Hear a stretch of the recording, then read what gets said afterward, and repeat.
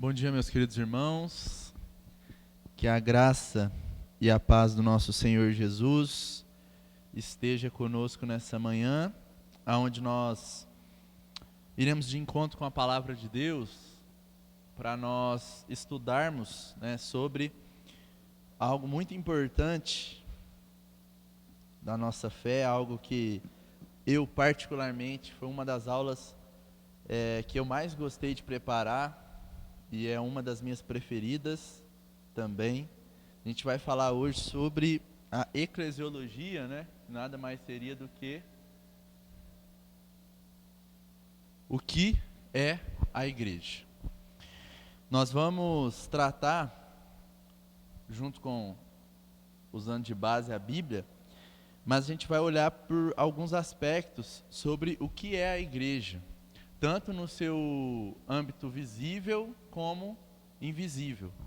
Porque a igreja do Senhor, ela se manifesta dessas duas formas, A igreja invisível e, por consequência da igreja invisível, há o surgimento da igreja visível.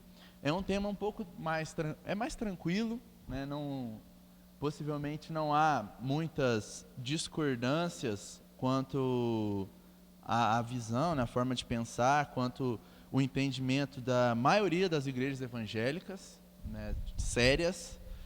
Então, é uma coisa mais tranquila quanto a isso, mas ao mesmo tempo é um tema importante, pertinente, que a gente tem que sempre estar revisitando para ver se a nossa igreja está cumprindo a função de igreja, tanto visivelmente como invisivelmente. E diante disso, eu gostaria que nós separássemos essa aula em 3 pontos que a gente vai tratar. Primeiro, a instituição igreja, e aí a gente vai falar sobre a igreja visível e a igreja invisível, a relação do crente com a igreja, então a sua relação com a igreja, qual que é as suas responsabilidades em certos pontos, o que a Bíblia diz sobre a sua relação com a igreja e a relação da igreja com o mundo. Então a gente vai passar por esses aspectos e eu quero ver se eu consigo comentar de tudo um pouco, mas sem gastar muito tempo, sem ficar muito chato. Então eu quero ver se eu consigo sintetizar tudo de uma forma que dê para a gente entender e que seja um momento bacana. Vamos lá, vamos começar. Primeiro a gente vai falar sobre a instituição igreja. E aqui fica claro para nós que nós estamos falando dos filhos de Deus. Esse é o primeiro parâmetro que a gente vai colocar. A igreja nada mais é do que os filhos de Deus. E aí, se a gente for dividir em 2 grupos, a gente vai dividir na igreja invisível e na igreja visível. Só que os membros da igreja invisível, consequentemente, são membros da igreja visível. Isso já é um ponto que nós vamos começar elencando. Nem todo membro da igreja visível é membro da igreja invisível. Isso é claro. Mas o que é isso? O que é igreja invisível, igreja visível? O que é isso? Vamos entender esse parâmetro primeiro. A igreja invisível vai ser todos aqueles que confessam a Jesus como seu suficiente, supremo Salvador. A partir do momento que a pessoa confessa a Jesus como suficiente Salvador, ela faz parte da igreja invisível. Ou seja, ela faz parte do povo de Deus espalhado pela terra. E esta igreja invisível, ela é justamente marcada por isso, por ser o povo reunido. E aí aqui, ele vai além um pouco da questão de denominação, da questão de templo tal, igreja tal. A igreja invisível são todos os crentes, são todos todo o corpo de Cristo, espalhado por toda a terra. E todos nós somos membros desta igreja invisível quando confessamos a Jesus como nosso suficiente Salvador.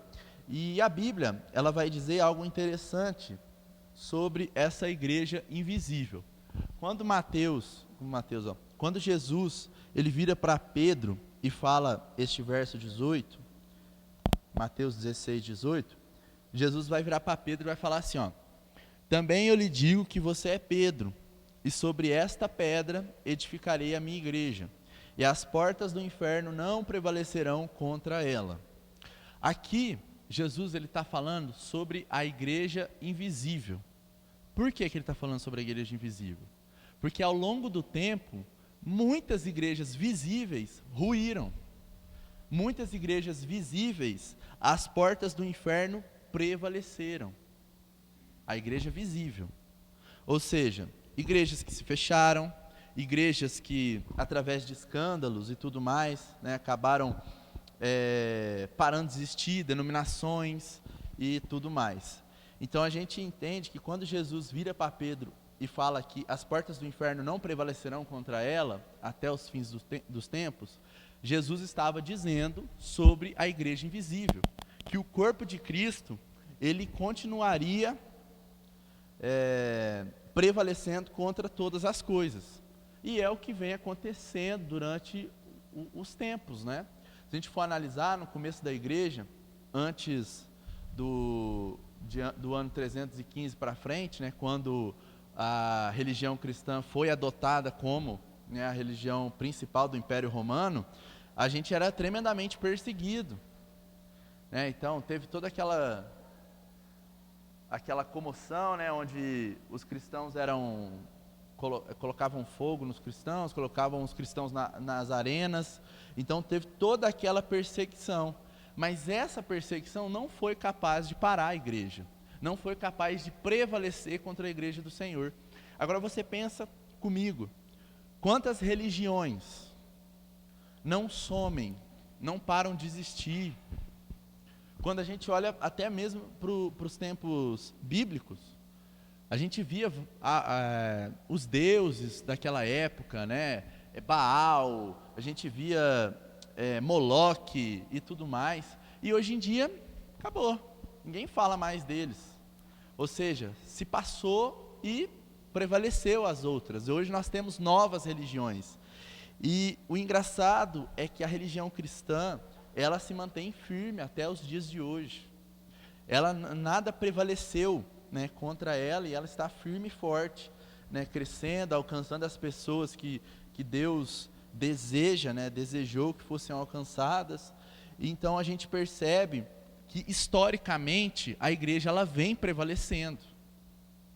Pensa bem, talvez, né, quando surgiu, né, quando Jesus morreu na cruz e tudo mais, talvez pessoas pensavam que depois de um tempo, depois de alguns anos, a religião cristã ia sumir, mas não aconteceu. Nós estamos firmes e fortes aí, cada dia mais, né, crescendo, tomando proporções maiores, a igreja vem prevalecendo, e isso tudo a gente está dizendo sobre a igreja invisível.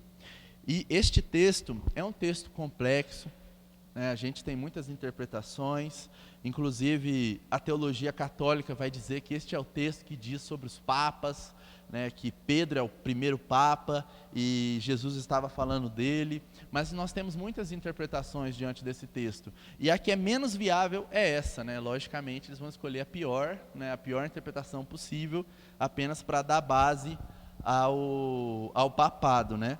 Mas a interpretação que eu particularmente mais sou adepto, né, é de que esta pedra é o Senhor Jesus. Ele edificou a igreja, né, em cima dele. Quando a gente tem essa passagem, a gente tem aquela série, né, do The Chosen, e é engraçado porque a forma que eles representou foi mais ou menos a forma que eu penso, né? Lógico que não é canônico, não é bíblico, assim, não é nada revelação de Deus, não é inspirado igual a palavra de Deus, mas a forma que foi representado lá é interessante, porque Jesus está falando só para Pedro, e aí no momento que ele fala assim, ó, você é Pedro, e aí a hora que ele fala assim, e sobre esta pedra, ele se afasta do povo, ele se afasta de Pedro e fala para todo o povo. E aí ele fala assim, ó, eu também lhe digo que você é Pedro, e sobre esta pedra edificarei a minha igreja. Então, eu acredito muito nessa compreensão, acho que é a mais viável, mas tem outras também, né, que vão ser bem embasadas, né? Tem uma via interpretativa que diz que Pedro realmente é a pedra, mas que ele estava falando de pessoas, né, de servos, de pastores, de evangelistas, e estava dizendo que através dessas pessoas como Pedro, que o Senhor edificaria a igreja. Também é uma interpretação viável. A única interpretação, né, que realmente sai fora de toda a compreensão bíblica aqui é achar que isso daqui, né, é argumento para se ter um homem, né, dando leis divinas, inspiradas, infalíveis, assim como o catolicismo fez. Mas certo, aqui nós já entendemos que a igreja invisível, ela não será prevalecida contra as portas, as portas do inferno não vão prevalecer contra ela, a igreja invisível. Mas vamos lá, vamos continuar. E aí nós vamos ter também que colocar esse primeiro parâmetro, né? Todos os crentes são primeiramente membros dessa igreja invisível. A partir do momento da sua conversão, né, você passa a ser membro desta igreja invisível. E qual que é, né, esse texto de 2 Timóteo 2,19, vai nos dizer sobre a relação de Deus com esse povo da igreja invisível. Vai dizer no verso 19: entretanto, o firme fundamento de Deus permanece, tendo este selo: o Senhor conhece os que lhe pertencem. E mais, afaste da injustiça todo aquele que professa o nome do Senhor. Então aqui, os membros da igreja invisível, eles são conhecidos pelo Senhor. Eles são achados, né, pelo Senhor através do Evangelho. O Senhor vai até eles, os converte e eles passam, né, a habitar, a pertencer a esta igreja invisível. E aí a gente começa a trazer para a igreja visível, né? A igreja visível, ela é movida pela igreja invisível. Quando você vai olhar a ação da igreja visível, igrejas que estão agindo, estão pregando o evangelho, estão, né, glorificando ao nome do Senhor, a gente percebe que quem está trabalhando é os membros da igreja invisível, e não somente da visível. Então a gente tem esse parâmetro, né, para a gente analisar. Então, se você é crente, se você acredita em Jesus, se você confessou a Jesus, você primeiramente é membro dessa igreja invisível. E através dessa membresia da igreja invisível, você passa, né, a pertencer a uma igreja visível, a trabalhar, a realizar a obra, a propagar o evangelho, a fazer as coisas que Deus deseja para a sua vida. Só que a gente chega numa pergunta, né? Será que nós podemos, né, fazer a separação de quem é membro da igreja invisível, quem é membro da visível? Se a gente deve falar alguma coisa sobre isso? Se a gente deve querer decidir quem que é membro de um e quem que é membro do outro? A gente tem aquela passagem, né, onde vai dizer lá em Mateus 13:41, o Filho do Homem mandará os seus anjos, que ajuntarão do seu reino todos os que servem de pedra de tropeço e os que praticam o mal. Então, a separação do joio e do trigo, ela cabe somente a Deus. Por isso que, quando nós referimos à igreja, quando nós, por exemplo, estamos aqui, todo mundo aqui é membro da igreja invisível. Este é o tratamento. Essa que é a nossa postura. A gente não tem que ficar separando, não, você não é, você parece que é. Então a gente só tem que pregar o evangelho, viver a vida de igreja e deixar que a separação do joio e do trigo, o Senhor que vai fazer. E é engraçado porque nessa parábola que Jesus conta, ele vai dizer, né, que o dono da seara, ele vai dizer que se você for separar o joio do trigo, possivelmente você vai jogar trigo fora. E talvez na igreja seja isso.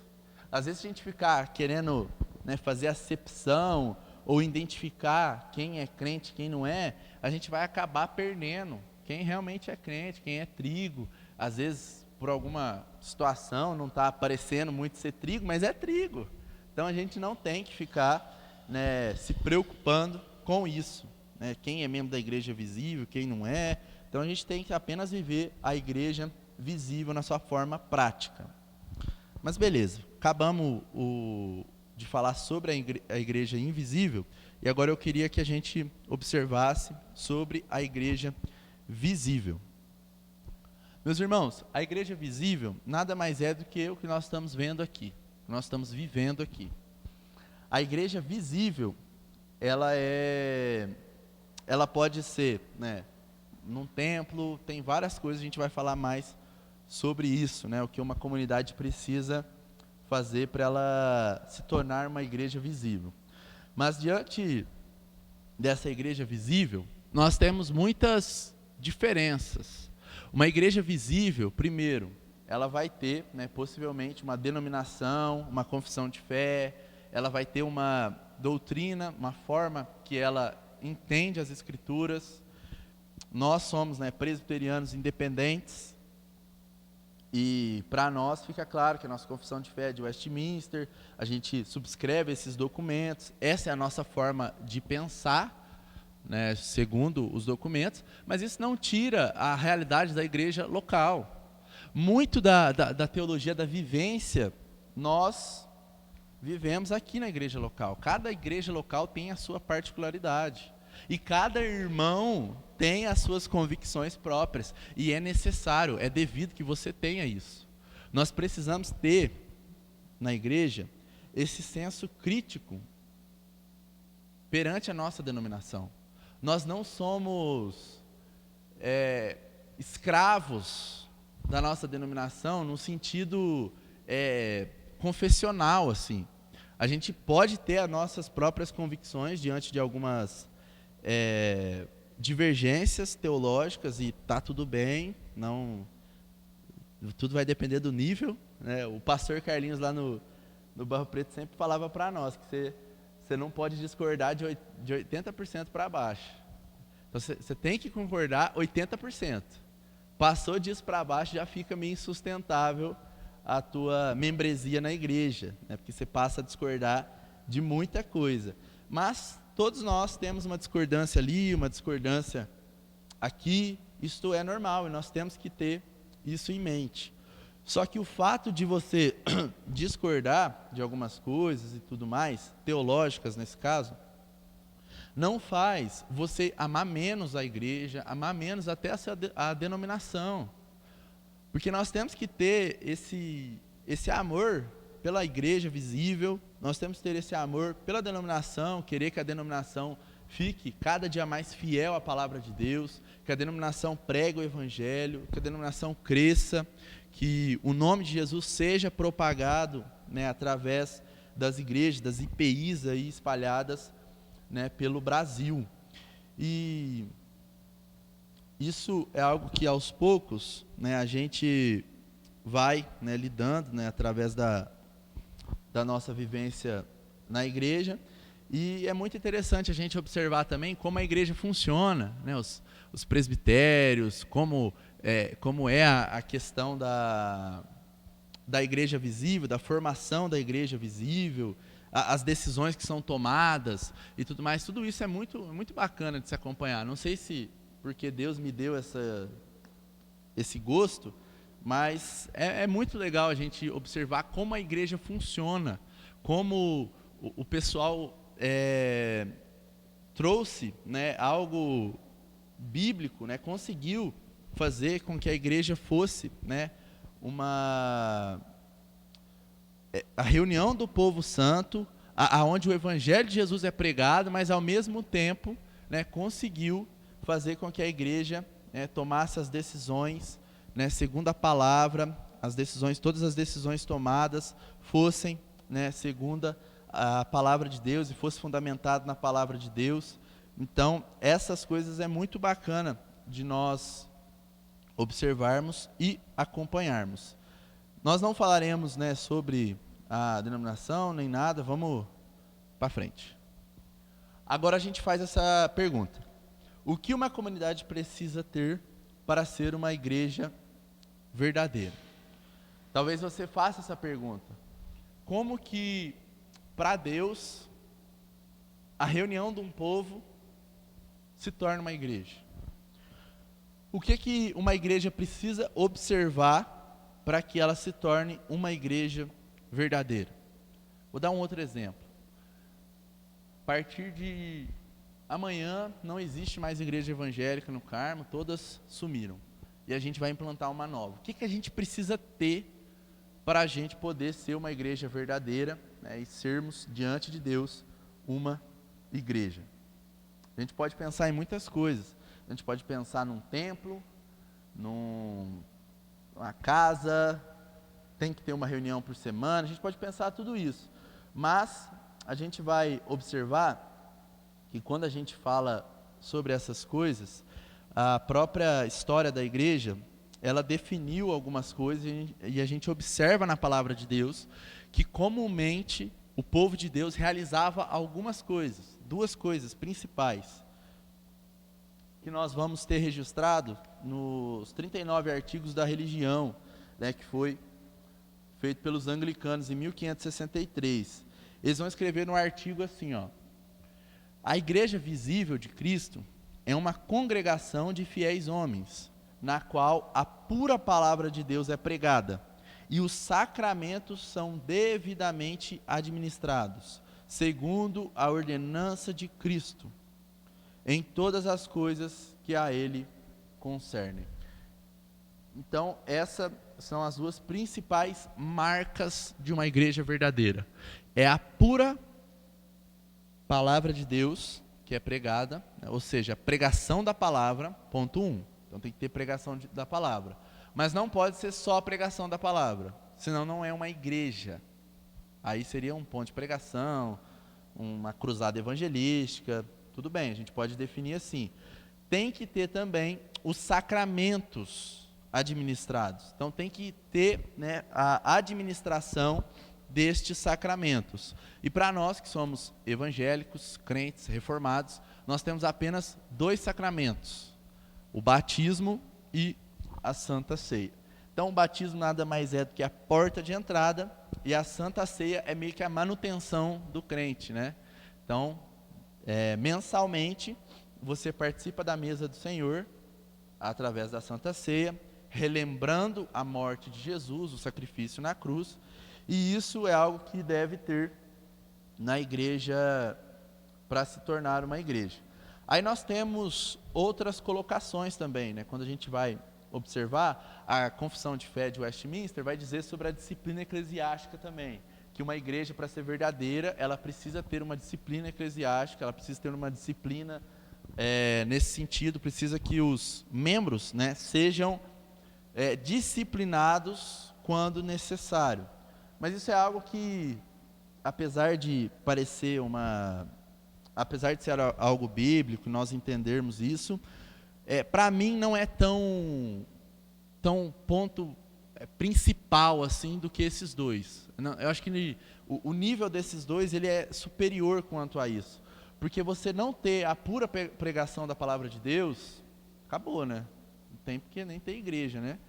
E também não ter a administração dessas ordenanças de Jesus, nós também, né, entendemos que aí fica estranho, né? Não ter, né, a Santa Ceia e o batismo sendo administrado pela igreja. Então, quando você for implantar uma igreja em outro lugar, você precisa observar essas duas situações, se a tua igreja está fazendo isso, né? Pregando a palavra de Deus e administrando os sacramentos. E aí, a gente observa que isso são ordenanças do Senhor Jesus para nós, e nós ficamos apenas nesses dois, né? A Igreja Católica, ela tem a compreensão de que são 7 sacramentos. A gente vai ter, entre eles, o casamento, a extrema-unção, que nada mais é do que a crisma, né? A gente vai ter também a ordenança dos ministros. Tudo eles acham, né, que é um sacramento, uma ordenança de Jesus. Então, se você fosse, né, plantar uma igreja católica, você teria que observar todos esses sacramentos dentro da igreja. No nosso caso, né, são apenas o batismo e a Santa Ceia, que é o que nós cremos que é uma ordenança de Cristo para nós. Certo? Então, depois de observado o que uma igreja precisa ter para ser uma igreja verdadeira, nós começamos a pensar como que essa igreja deve viver, ou como que essa igreja vive a sua vida de igreja.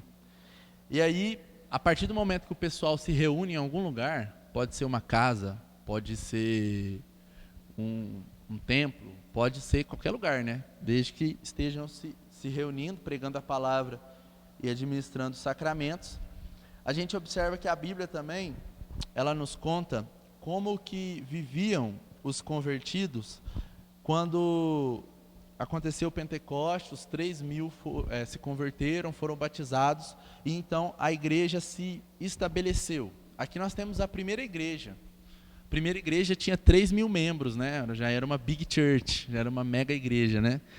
E o engraçado é que vai dizer lá, né, em Atos 2, no verso 42, a forma que eles viviam, como esses convertidos, esses primeiros convertidos viviam a igreja.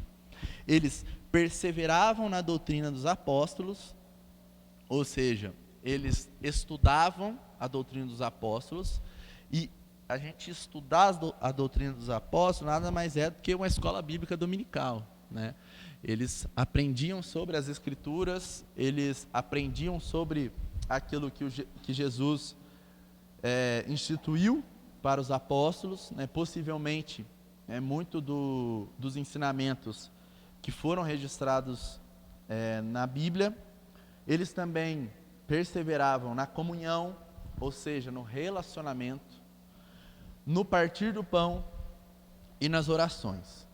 No partir do pão, nós podemos colocar aqui a Santa Ceia do Senhor. Nós não temos a intenção definitiva de Lucas a escrever no partir do pão, mas a gente tem um entendimento aqui que possa ser, sim, a Santa Ceia, a administração da Santa Ceia, ou também partir do pão, a divisão e tal, comer junto, aquela coisa, né? A gente também pode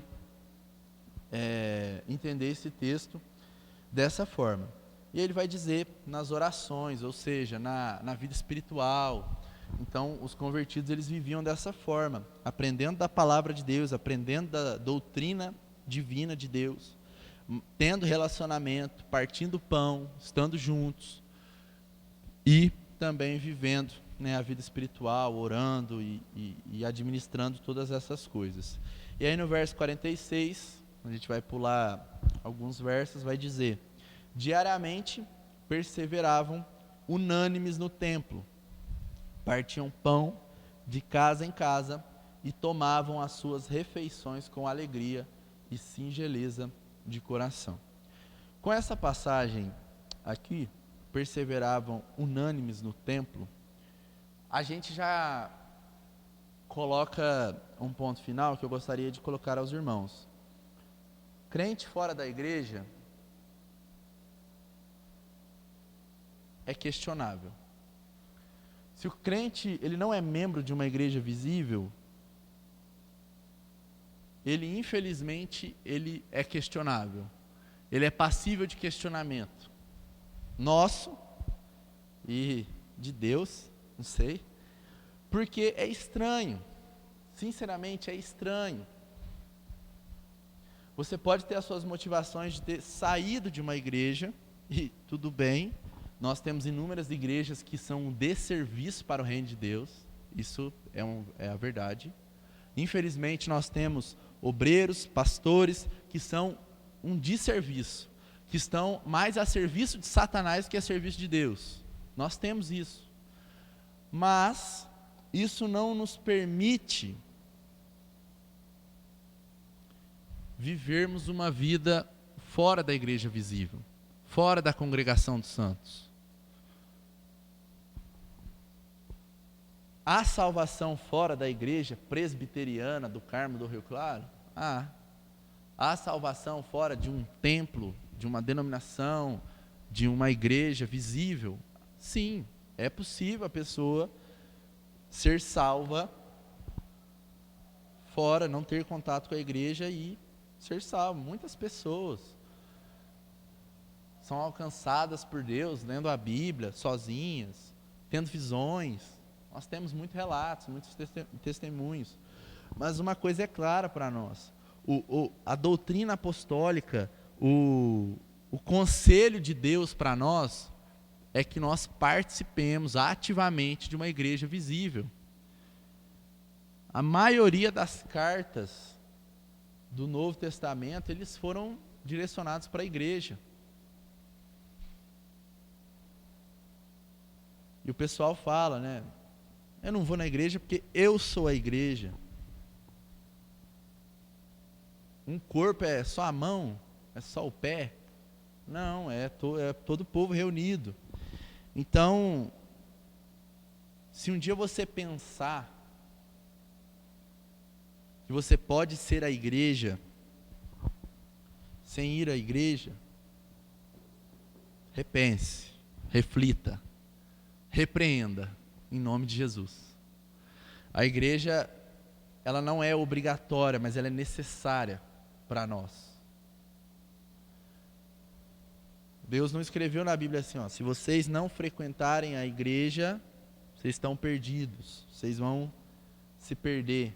Mas o conselho de Deus é que vocês participem ativamente da igreja. E como deve funcionar uma igreja local? Como deve funcionar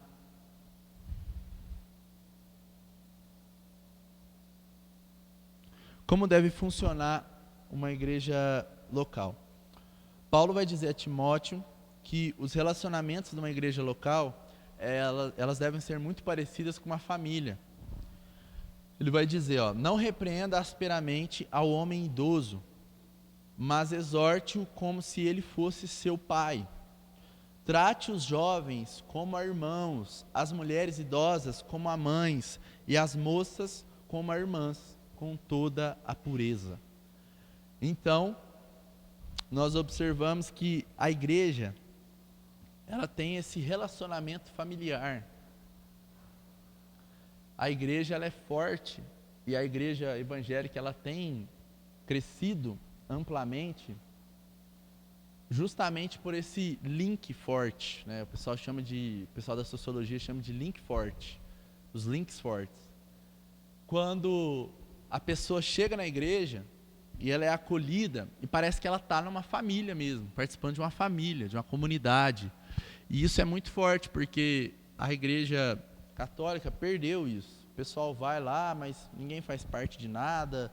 É algo muito burocrático para você poder fazer parte dos grupos. Não tem uma comunicação clara. E na igreja evangélica é diferente. Na igreja evangélica, dependendo da igreja evangélica, você chega com 1 mês de membresia, você já está pregando, está sendo ordenado a pastor. Então o pessoal se identifica muito e acaba tomando aquilo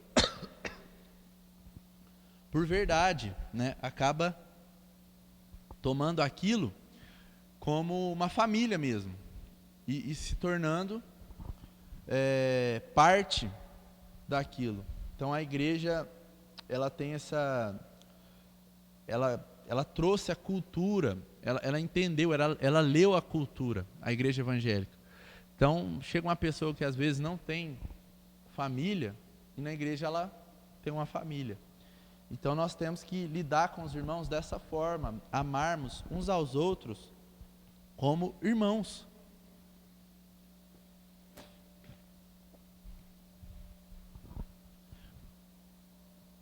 E ter esse relacionamento, uns com os outros. Agora vamos para a relação do crente com a igreja. Quais são as suas obrigações, seus deveres? O primeiro texto que eu gostaria de lermos é Hebreus 10. Não está dando para ver muito, mas eu vou ler para os irmãos. vai dizer assim, ó, esse texto famoso, né? Famoso texto de Hebreus 10.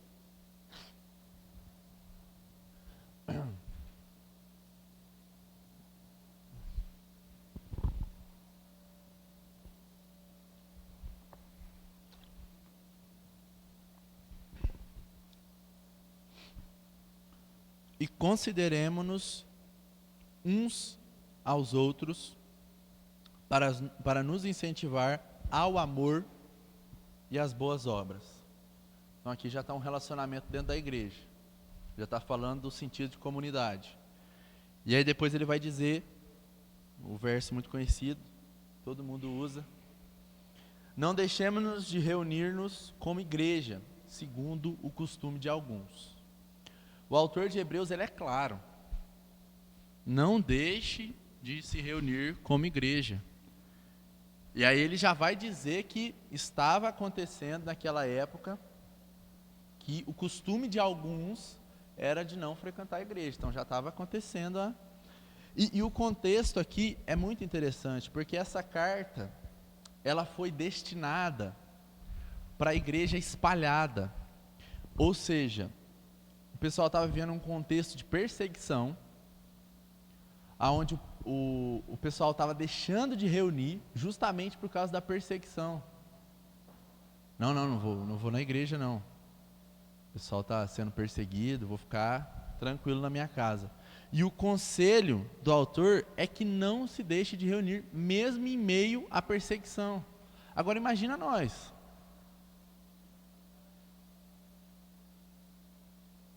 E a pergunta que eu faço para os irmãos é: quem trabalha no domingo à noite?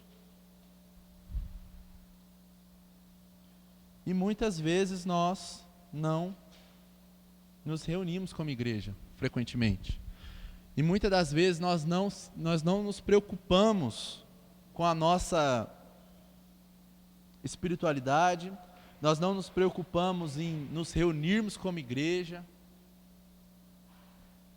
Mas o conselho do autor de Hebreus é claro, para que nós sejamos firmes, sejamos frequentes como igreja. E aí ele vai dar ao contrário, né? Ele vai falar assim: é para vocês não deixar de se reunir, e eu vou além disso, ele vai dizer: mas encorajemo-nos uns aos outros, ainda mais quando vocês veem que se aproxima o dia. Então meu desejo é esse último verso aqui, é encorajar os irmãos a amarem a igreja, a frequentarem, a não deixar de reunir como igreja. E a gente vai, né, a gente também não vai ao extremo, né? A gente não precisa viver para a igreja também, não. Hoje em dia tem se tornado muito comum, né? Aquelas igrejas têm culto todo dia, o pessoal tem que servir todo dia. A pessoa se dedica tanto à igreja que ela não consegue se dedicar à vida pessoal, à vida profissional, ao descanso, e acaba se ferindo com a igreja, cansando do serviço. Esse também não é a proposta. A nossa proposta é nos reunirmos semanalmente. Eu estava falando esses dias para os meninos, principalmente para o Davi. Eu falei: Davi, vem na igreja uma vez na semana, meu filho. Tá bom, você viu uma vez na semana, tá bom demais, você é vencedor, você é campeão. Porque você vai ser mais frequente que a maioria dos crentes. A porcentagem de frequência tua vai ser maior do que muitos dos crentes por aí espalhados. E às vezes nem essa uma vez na semana nós cumprimos. Por isso, a nossa ideia é sempre a gente encorajar uns aos outros. Os que são frequentes, tudo mais, estão lá em toda a programação, é encorajar os outros. Não, vamos lá. Vamos pro mar aí, rapaz. É tempo que você não vem na igreja, vamos nos reunir. E o interessante é que o interesse nosso, o interesse de vocês, não é encher a igreja, não é dízimo, a gente sabe. O nosso interesse é apenas que a pessoa se aproxime mais de Deus, que ela esteja cada dia mais crescendo espiritualmente e participando dessa adoração pública, servindo a Deus, indo à igreja. John Owen vai falar uma frase muito interessante. Ele vai dizer assim, nenhuma ordenança de Deus é tão negligenciada quanto o culto público, mas nenhum dever é mais precioso a ele. Os crentes são chamados a participar fielmente e regularmente, pois a presença de Deus se manifesta de forma única em meio ao seu povo reunido. Se a gente olhasse para a igreja, para o culto público, com a visão de Deus, eu acho que nós seríamos muito mais compromissados.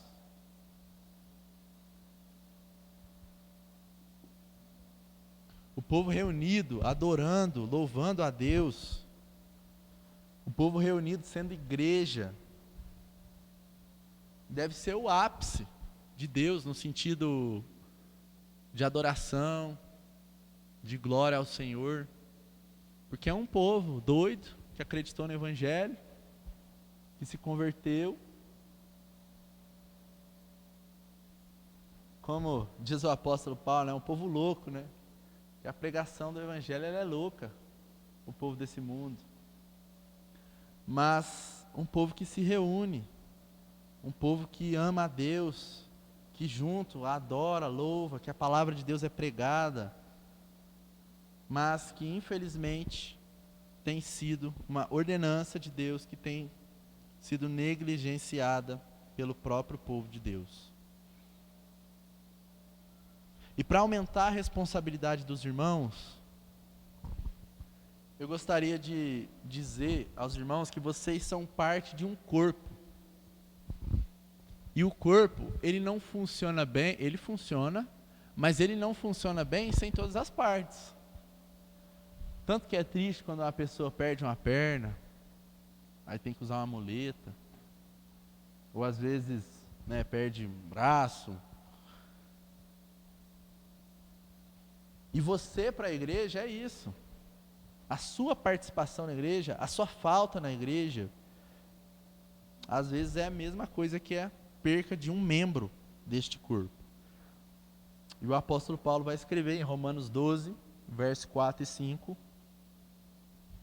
Porque assim como em um só corpo temos muitos membros, mas nem todos os membros têm a mesma função. Assim também, nós, embora muitos, somos um só corpo em Cristo, e membros uns dos outros. Cristo é o cabeça e nós somos os seus membros. E essa referência bíblica vai deixar claro para nós que ser igreja sozinho não é possível, porque não há como um corpo ser só mão, não tem como funcionar. Mesmo o mais importante órgão ou parte do corpo, ele precisa dos demais para funcionar. Um coração por si só, um cérebro por si só.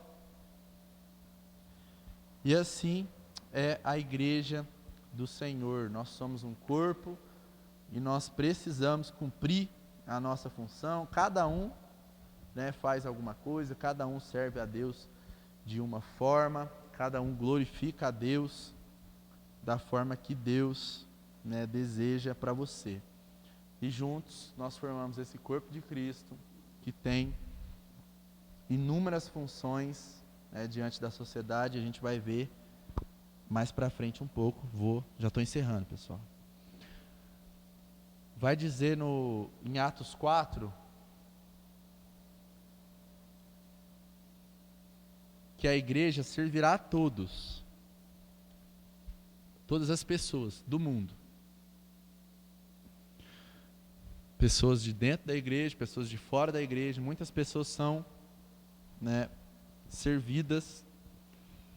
E você, crente, você é responsável por essa manutenção do trabalho de Deus, da ideia da igreja de Deus. Atos 4, 34 a 35 vai dizer: não havia entre eles necessitado algum, porque todos os que possuíam terras ou casas, vendendo-as, traziam os valores correspondentes e os depositavam aos pés dos apóstolos. Então se distribuía a qualquer um à medida que alguém tinha necessidade.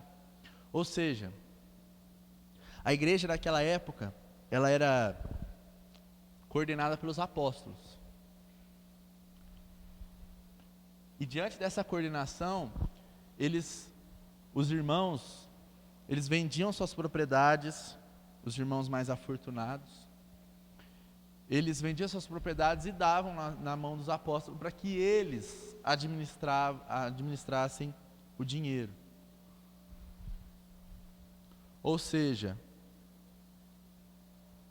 a igreja, ela tem essa missão de administrar não só os recursos, tudo, né? Até as pessoas, né? Até o tempo das pessoas, o serviço das pessoas.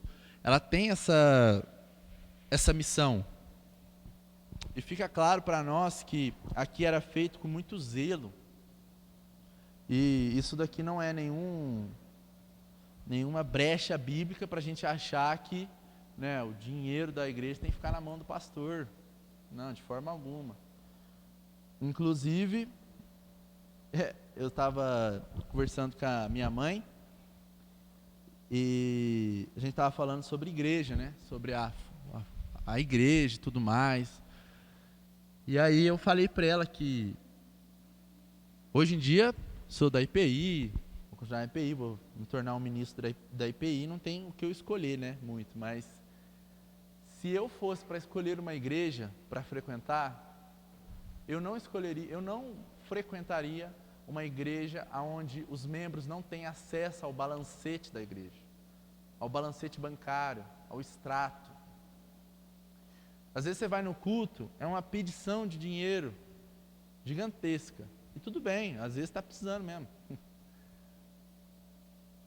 Mas aí você vê aquela pedição e o pessoal se empenhando, mas não tem um extrato, não tem nada. O que fez com esse dinheiro?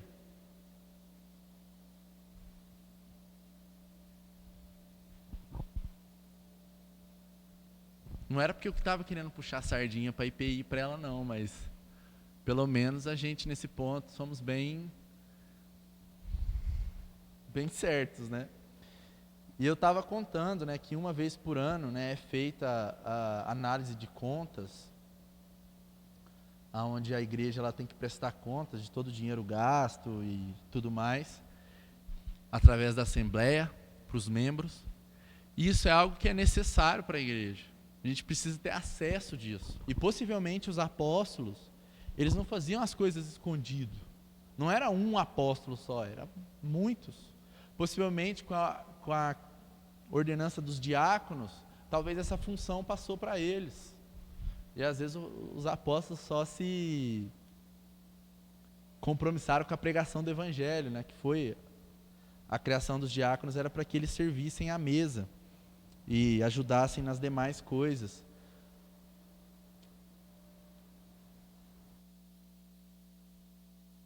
Então uma coisa é clara para nós, que a igreja, ela se torna a melhor instituição para administrar os recursos dos irmãos. Por isso que aquele ditado, né, que o pessoal fala: não, eu não vou dar dízimo na igreja não, eu vou pegar esse dinheiro e vou doar.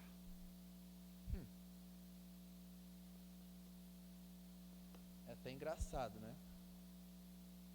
Não ajuda ninguém, não doa nada. Isso aí é um atestado claro de avareza. Pode pegar. Então vai, então dou, eu quero ver. Dá o extrato aí, eu quero a nota fiscal todo mês. Você está falando que vai fazer isso.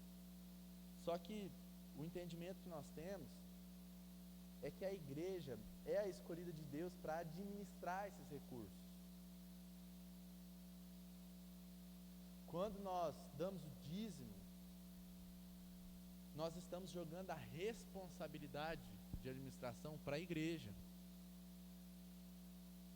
E a igreja ela vai se compromissar a fazer o que Deus ordena para que seja feito com esse recurso.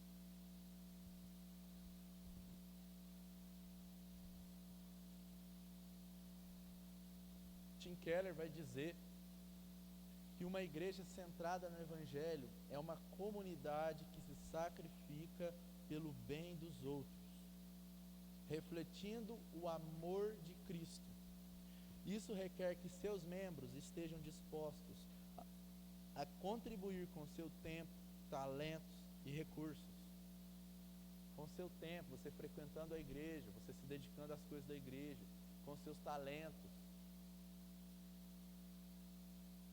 Igual o Pedro aqui tocando violão, está contribuindo com o talento.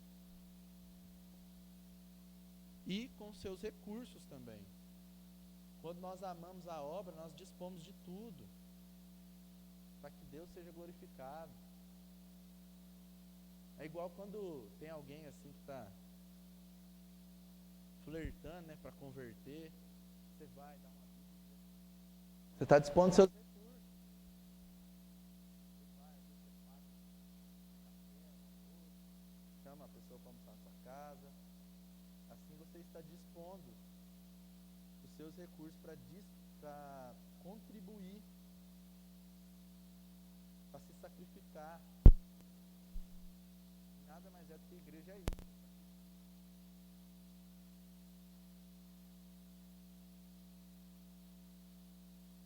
Encerra a relação do crente com a igreja e entra no ponto onde a igreja se relaciona com o mundo.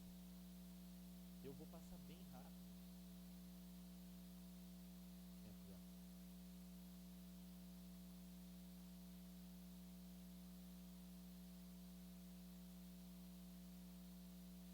A primeira missão da igreja é responsável pela propagação do Evangelho.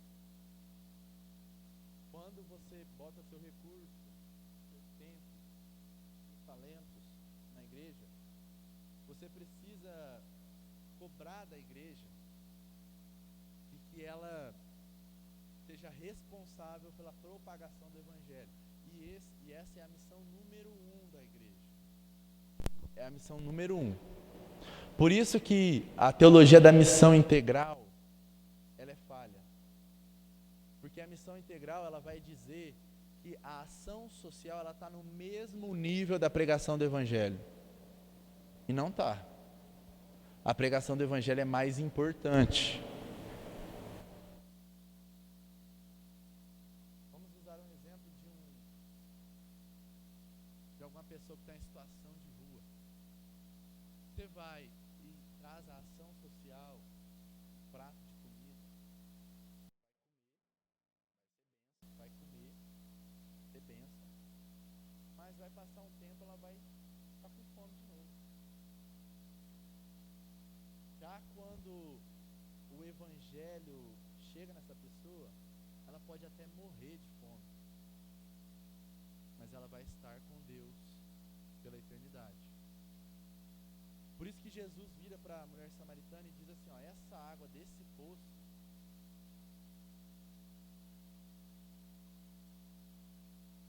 já a água viva que jorra em você vai beber e nunca mais terá sede.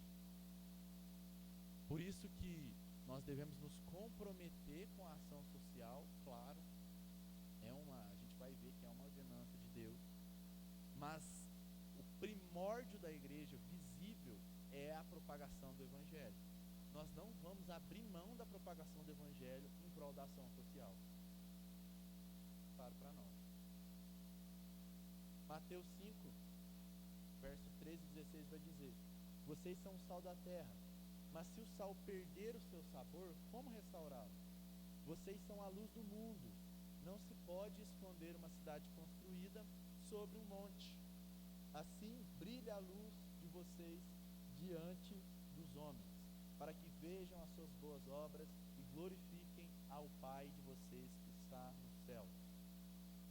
Essa é a missão da igreja, ser sal da terra, brilhar a luz do Evangelho ao mundo. Esta é a relação. Uma igreja, ela precisa estar compromissada com isso. Cuidar dos necessitados. Aqui que nós entramos na parte da ação social. Tiago 1:27 vai dizer assim, ó: a religião que Deus, o nosso Pai, aceita como pura e imaculada é esta. Bom, cuidar dos órfãos e das viúvas em suas dificuldades e não se deixar corromper pelo mundo. Então nós observamos que há uma ordenança de Deus para que nós cuidemos dos órfãos e das viúvas. E aqui nós queremos também amplamente trazer outros pontos, aonde Jesus deixa muito claro para nós aquela passagem aonde Jesus fala que o povo o acolheu, que o povo deu de comer sem saber. Que há anjos, vai dizer, né? Que há anjos bem disfarçado para ver se você vai dar comida, vai ajudar. Então nada mais é do que a missão da igreja, ela precisa estar também intencionada nisso, em ajudar os necessitados. Infelizmente a igreja perdeu um pouco. Infelizmente por conta de politização, achar que isso daqui é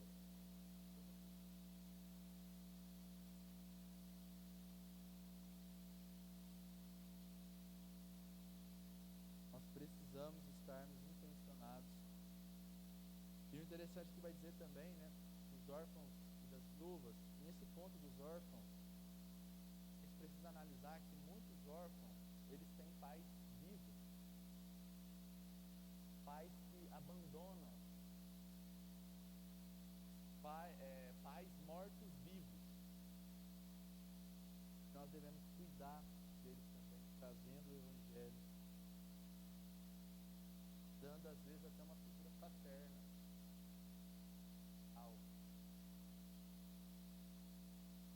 A palavra de Deus vai dizer também que nós devemos buscar a justiça.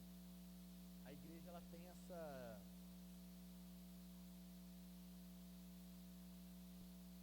missão também de buscar a justiça. Isaías 1:17 vai dizer: aprendam a fazer o bem, busquem a justiça, acabem com a opressão, lutem pelos direitos dos órfãos, defendam a causa da viúva. Então nós temos que estarmos intencionados a fazermos justiça, a buscarmos a justiça. Cristãos espalhados pelo mundo, trazendo justiça, lutando pelos direitos dos desfavorecidos. A igreja também tem essa missão.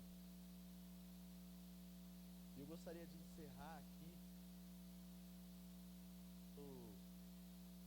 falando um pouco sobre esse buscar a justiça, trazendo como exemplo Genebra, na época de Calvino. O Estado e a igreja, eles nunca deram certo quando eles se juntaram. Ficaram meio que um. E a gente tem que entender que nunca vai dar certo. E a gente não tem que querer isso. A igreja não vai governar sobre todos. Jesus vai, a igreja não. Vai um parâmetro inicial para nós. Nós não temos que achar que a igreja, ela vai tornar o Estado, porque isso é ruim. Já aconteceu uma vez e que ruim que aconteceu, já provou para nós que isso não vai dar certo. Mas o exemplo da influência da igreja no Estado, que foi uma coisa boa, que nós temos, é o exemplo de Genebra. Lá em Genebra, João Calvino, junto com a igreja, líderes, presbíteros, eles tinham um conselho que chamava consistório, que era um conselho de pastores e presbíteros que tinha uma função de como tribunal eclesiástico. Ou seja, é como se eles fossem conselheiros do Estado. É como se eles aconselhassem o Estado. Eles tinham a missão de monitorar a conduta moral dos cidadãos.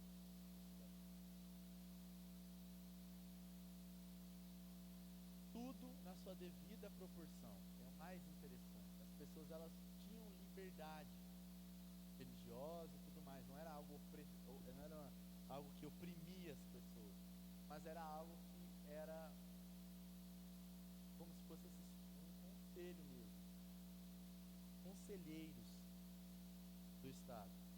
E eles tinham alguns poderes. Eles podiam convocar pessoas para aconselhamento ou disciplina moral. Eles podiam supervisionar heresia, comportamento imoral e práticas religiosas. Supervisionar. E eles podiam recomendar punições ao governo civil. Olha que interessante. Eles não podiam tomar a decisão, eles não podiam agir. Não era eles que agiam, mas eles podiam recomendar. Olha, diante disso eu acho que pena de morte é a melhor situação para essa situação. Agora, se o governo vai fazer ou não, aí é com eles. Isso é interessante porque você não coloca o poder na mão nem de um e nem de outro.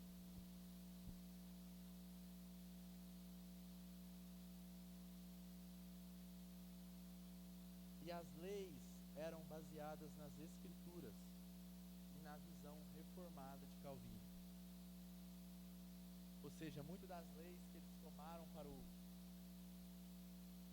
o país, todo o país, né? Foi impactado. Mas Genebra era a que vigia de verdade, né?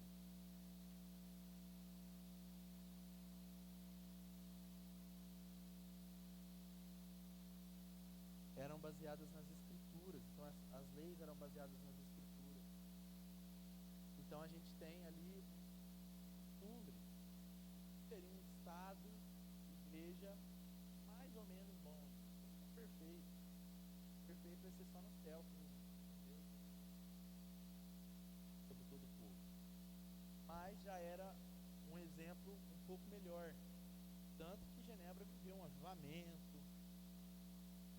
Lá era, até hoje colhe frutos. Até hoje nós observamos tanto que o povo se desenvolveu em várias áreas.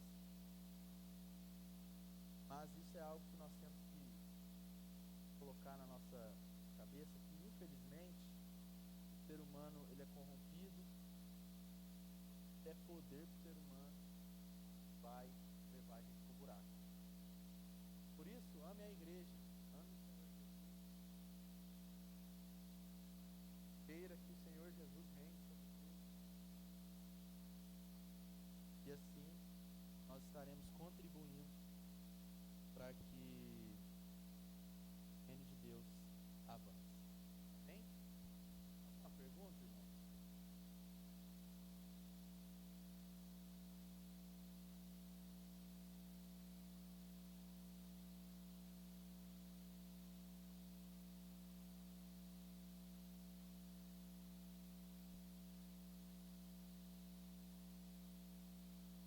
Vamos orar?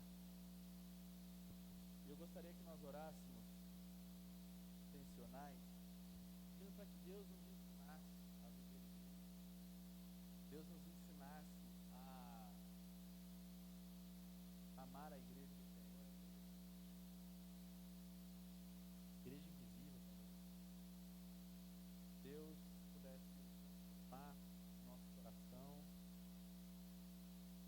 e nos ajudar a vivermos fielmente o que Ele deseja.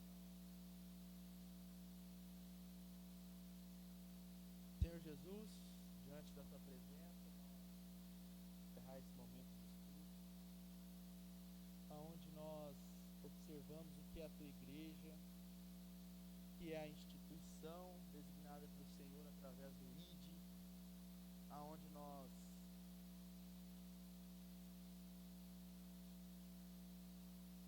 reunimos aqui, aonde nós nos tornamos participantes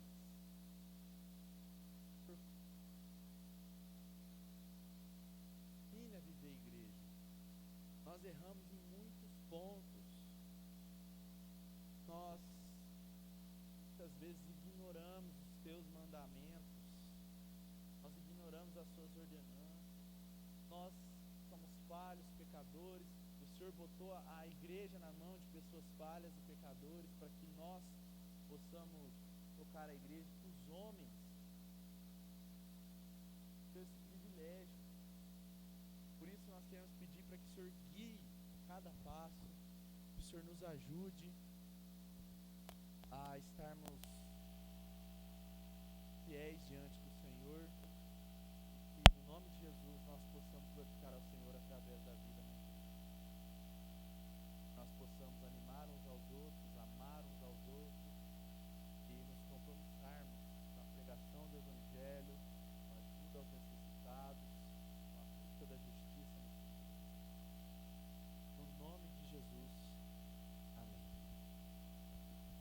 Deus abençoe meus irmãos, vão em paz, e todos os irmãos estão convidados para o nosso culto público dominical à noite, 7h30.